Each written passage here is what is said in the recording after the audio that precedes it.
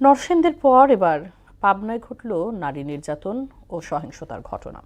মধ্যরাতে পাবনার ঈশ্বরদীতে দাদিকে হত্যার পর নাতনিকে ধর্ষণ ও খুন করে দুর্বৃত্তরা।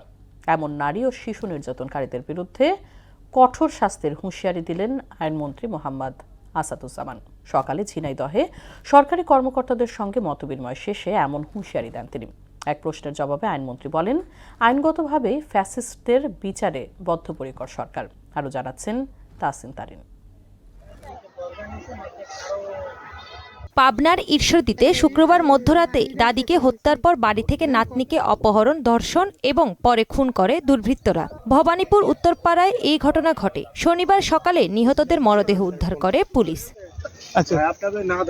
জোড়া খুনের ঘটনায় ভবানীপুর গ্রামে আতঙ্ক বিরাজ করছে। অপরাধকারীদের দ্রুত গ্রেফতার করে শাস্তির দাবি জানান স্বজনরা। সঠিক বিচার চাই তা ধরি ফাঁসির দিক 10 জনের মধ্যে ওরা ফাঁসি হোক এটা চাই। পরে শাস্তি চাই আমার দাদি যারা মারিতে তারা পরে শাস্তি চাই। পাবনার পুলিশ সুপার জানান, ঘটনার তদন্ত চলছে, অপরাধীরা ছাড় পাবে না।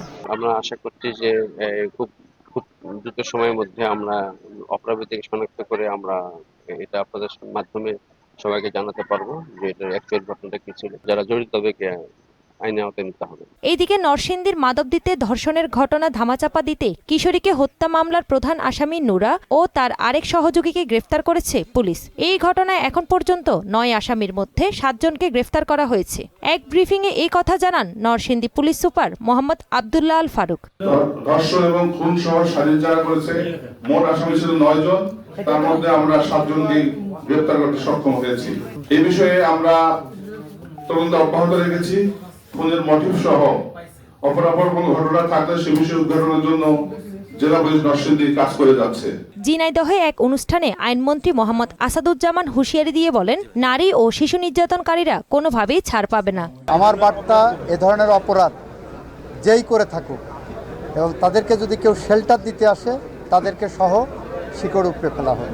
অন্যদিকে নারী শিশুদের বিরুদ্ধে সহিংসতার প্রতিবাদে মানববন্ধন করেছে জামায়াতে ইসলামীর মহিলা বিভাগ। জাতীয় প্রেস ক্লাবের সামনে নিপীড়ন বন্ধের বিভিন্ন স্লোগান সমন্বিত প্ল্যাকেট, ব্যানার ও পেস্টুন নিয়ে কর্মসূচি পালন করে তারা। ধর্ষণ, নারী নির্যাতনের ঘটনায় দেশবাসী আতঙ্কিত উল্লেখ করে দোষীদের শাস্তি দাবি করেন বক্তারা।